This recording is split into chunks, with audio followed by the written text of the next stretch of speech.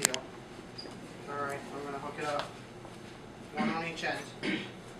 So if you notice, when you do parallel, basically, you have 2 wires leading to each device. Not one. Alright, when we did series, it was one going in, one going out, kind of thing. But the one going out went right directly to the next one. This, both wires go to the next one. Alright, so here's my parallel circuit. And what's the first, most obvious thing you notice about this circuit compared to the other one? Go ahead. They're all equally bright. They're equally bright, yeah, and Same power. not only that, but they're Brighter. brighter than they were in series. Alright, definitely brighter than they were in series. Okay, if we turn the light out, you can see that. Alright, now part of that is because I use this battery instead of the other one at a dime.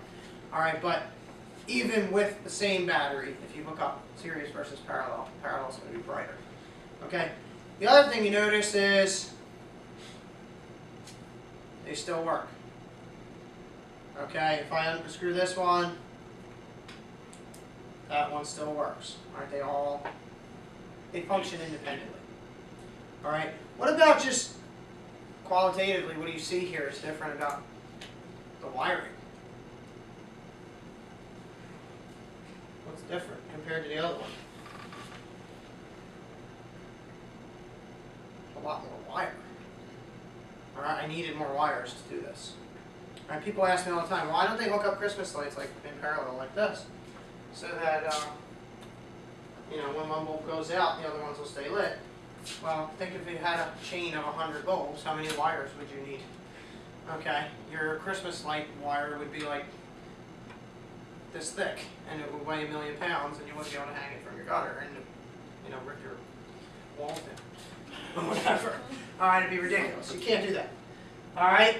So, even though it would make for less headaches when you're hanging your Christmas lights, it wouldn't be practical in that sense. Alright, not with that many bulbs.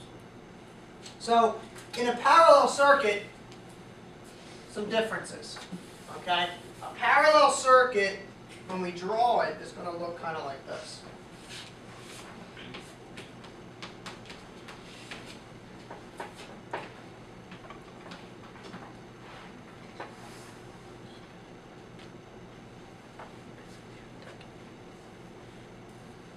It doesn't matter that I drew it sideways. You could draw it horizontally too. It doesn't matter.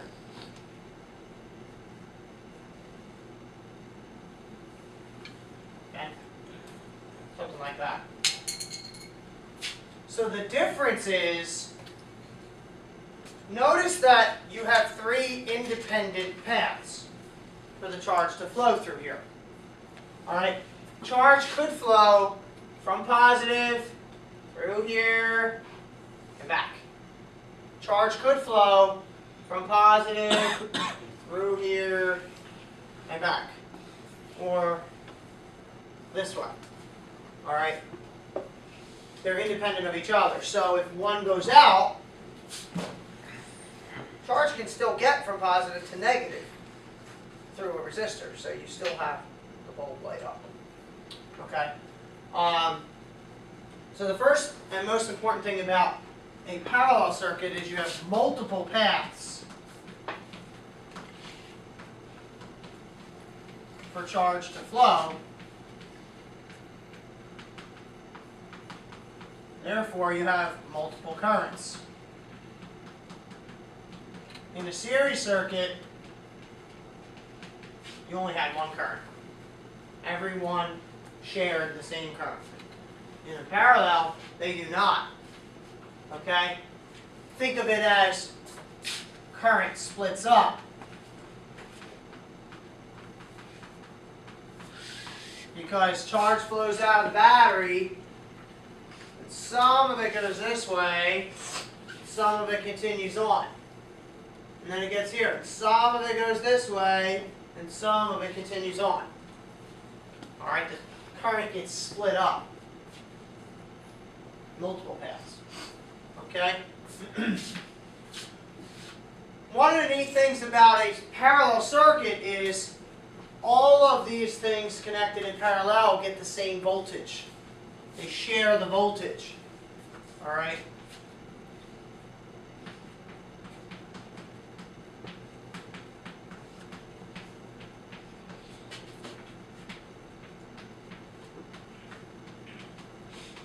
So in series, like the voltage of each one added up to the battery voltage, that will not be the case here.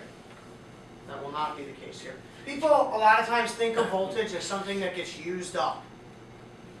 Don't think of it that way. It's not really how it works. Okay, I'll give you some analogies to help you understand it in a bit. But that's not what happens. All right, voltage is shared among the resistors. Okay. The other interesting thing about a parallel circuit is that as you connect more bulbs, the resistance actually goes down, not up. Even though you're introducing more things into the circuit, it actually decreases the resistance of the circuit. All right? So resistance, I'll say total resistance. Total resistance decreases as more resistors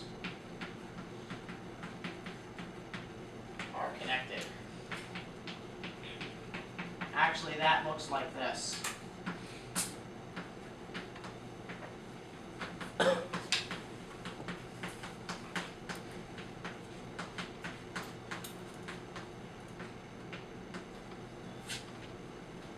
The equation for equivalent resistance in a parallel circuit is different.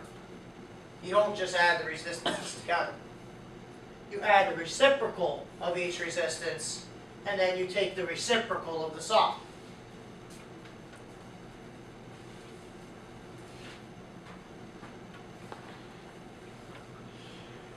Let me explain to you why that happens physically. Okay?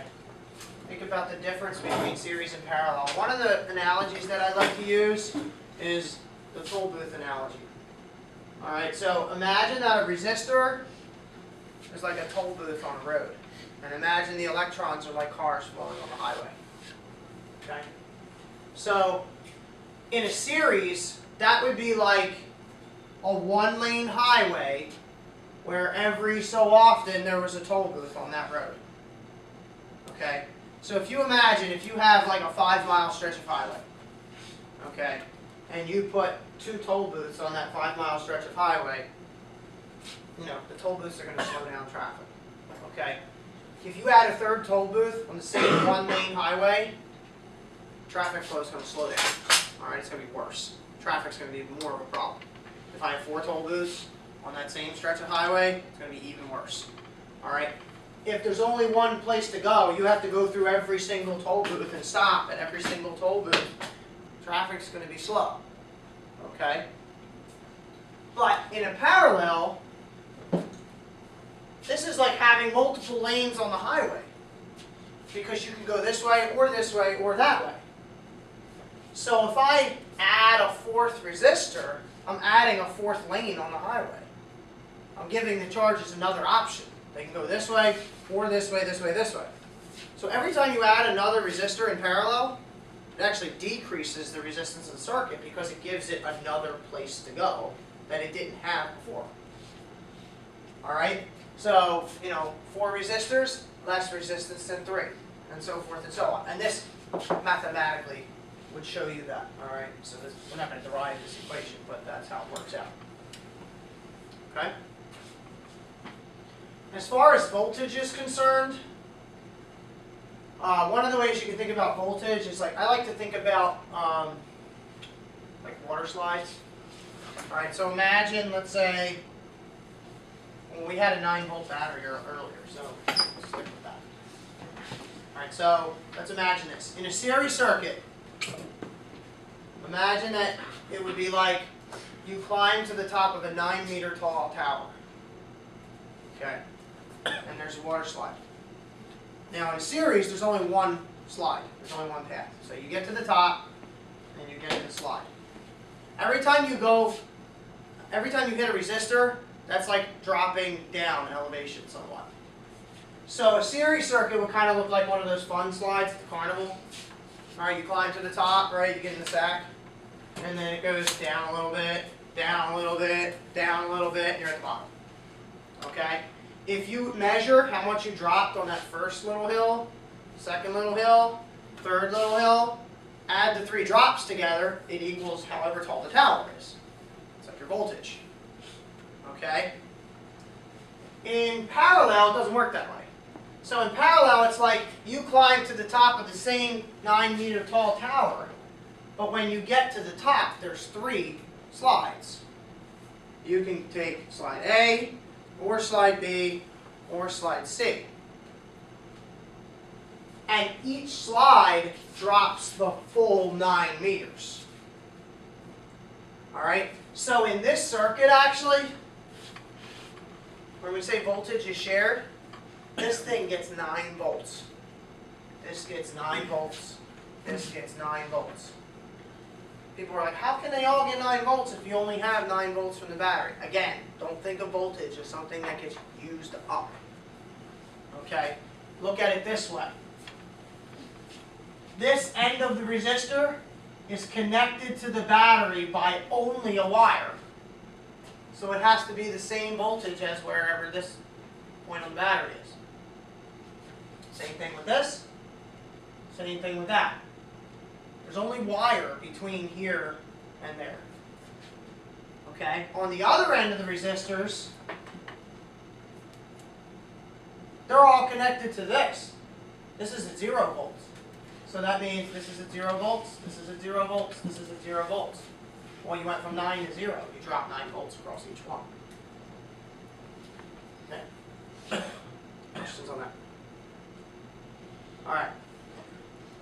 So we're going to build this one also.